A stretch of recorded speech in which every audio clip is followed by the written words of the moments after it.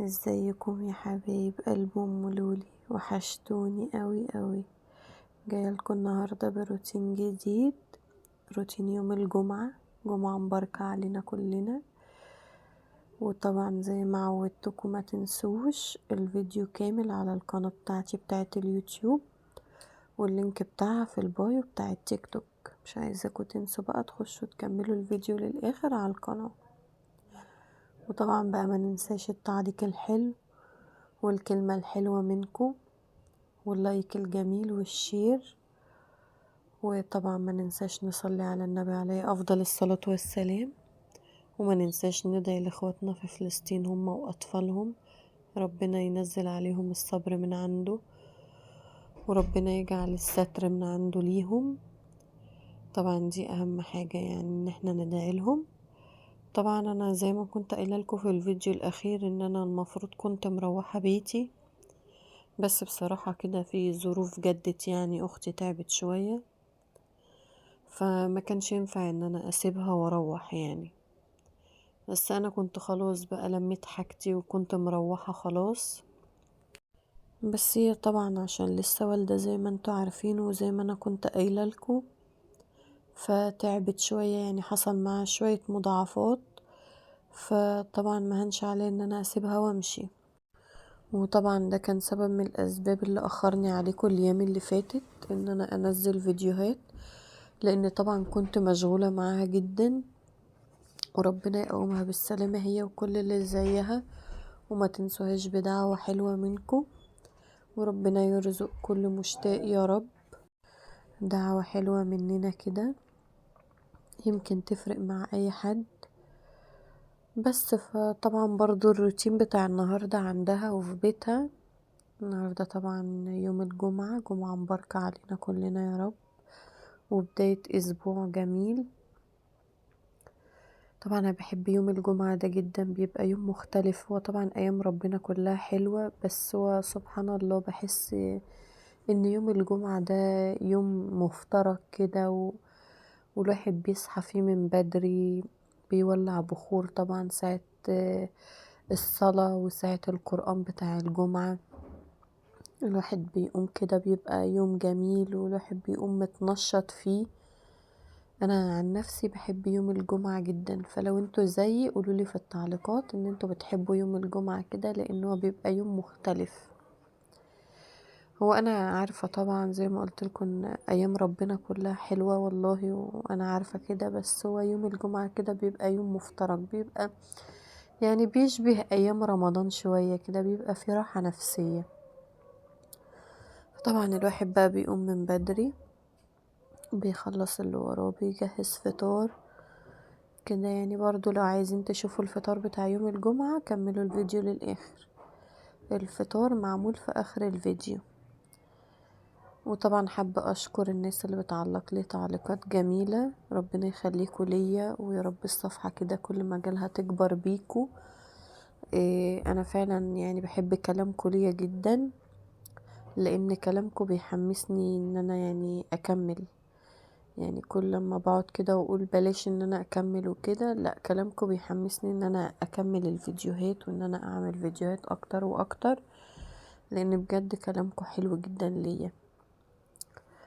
هنا طبعا بقى كنا بنظبط لها السرير. انتوا شفتوا طبعا الاوضه في اول الفيديو كانت مكركبه جدا، بس طبعا يعني ربنا قدرنا وان احنا ظبطنا الاوضه على قد ما بنقدر. فيعني الحمد لله كلها صحة من عند ربنا، ربنا هو اللي بيدينا الصحة، كل يوم جديد طالع علينا ربنا بيجدد لنا الصحة فيه وبيدينا الصحة من عنده. فألف حمد وألف شكر ليك يا رب على كل حال.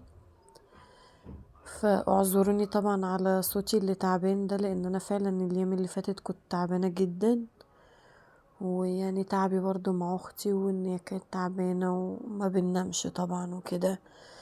فبجد والله الأيام اللي فاتت الواحد كان تعبان جدا، بس بقى يعني قلت خلاص طالما النهاردة الجمعة اقوم واتنشط واعمل لكم فيديو جميل وروتين جميل يا رب يعجبكم.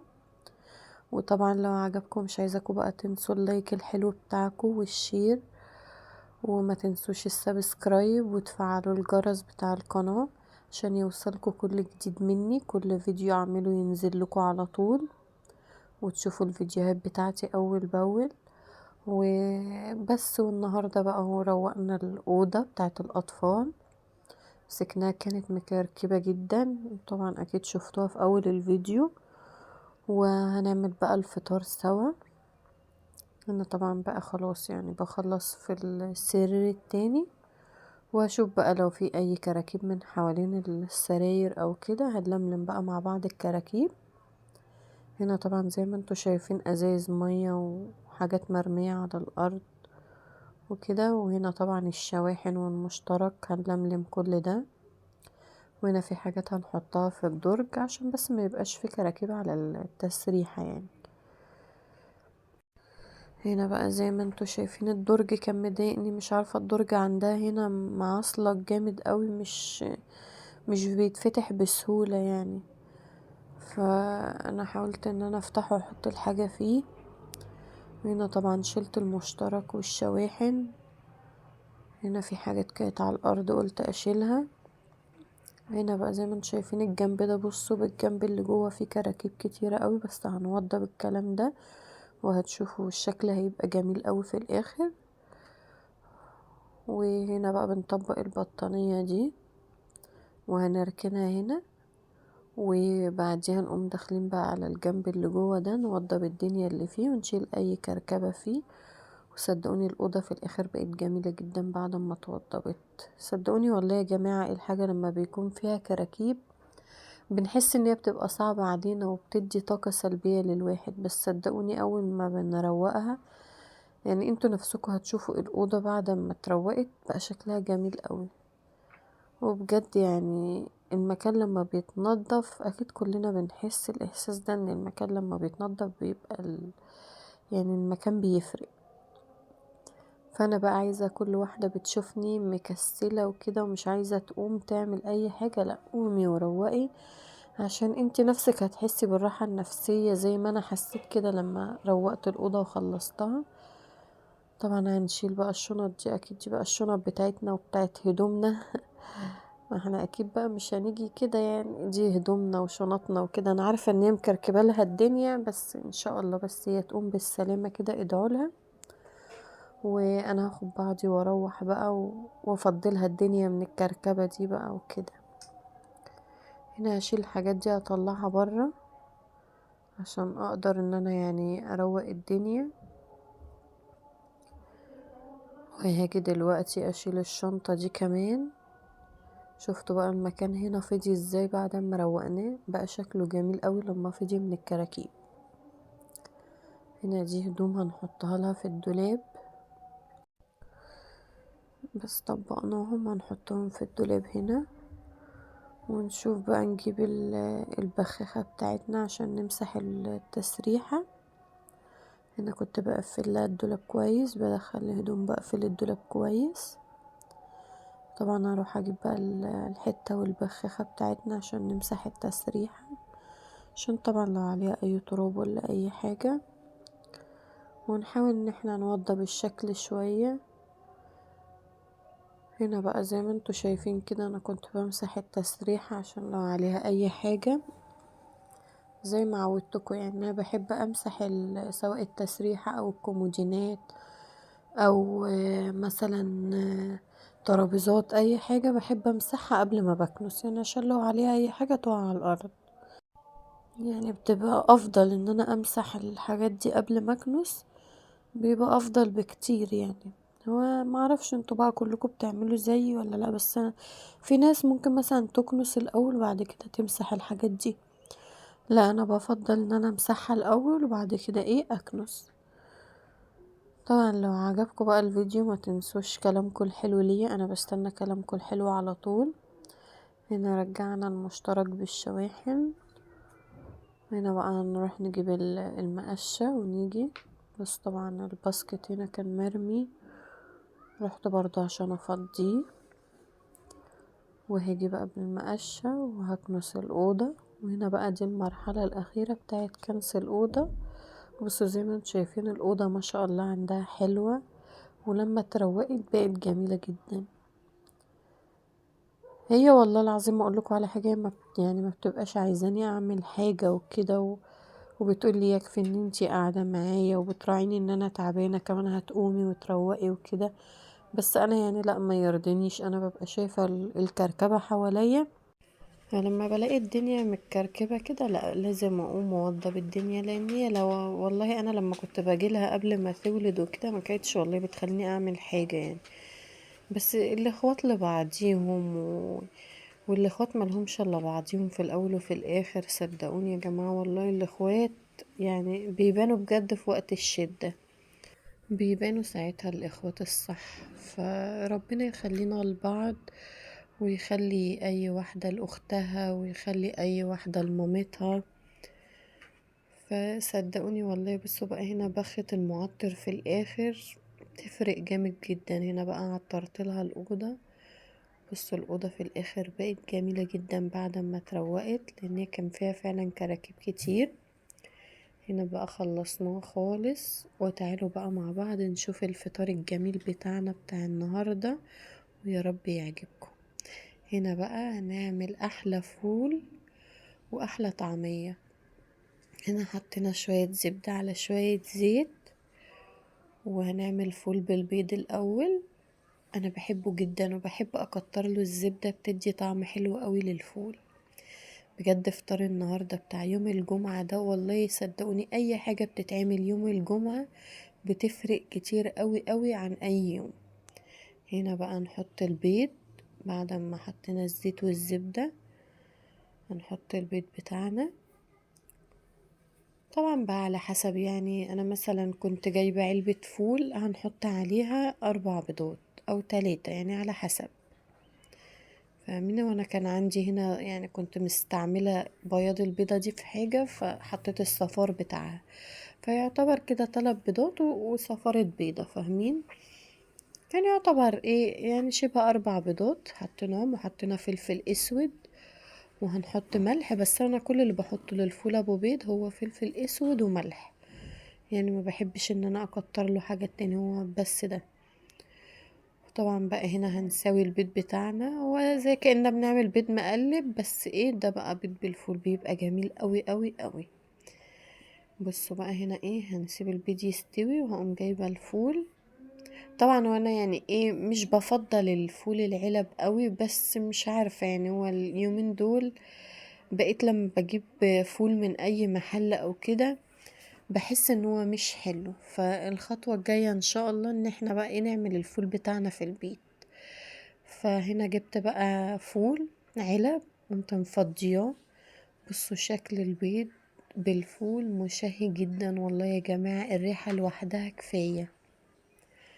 هنا بقى عشان طبعا الفول العلب بيبقى الحبوب بتاعته زي ما هي، فبحاول ان انا ايه اهرسها شوية عشان تبقى يعني حلوة كده، ما يبقاش الحب كده ظاهر.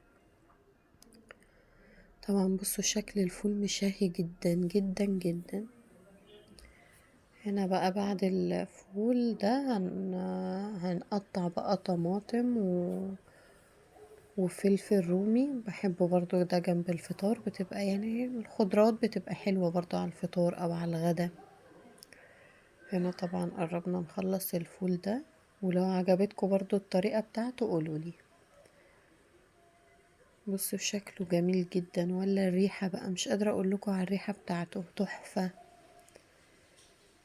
وطبعا بحب بقى بعد يعني غير حبة الفلفل الاسود والملح اللي حطيتهم، بحب احط بعد ما بحط الفول وكله يستوي بحب احط حبة فلفل اسود. صدقوني الفلفل الاسود بيفرق جامد جدا في الاكل، بيدي طعم للاكل رهيب.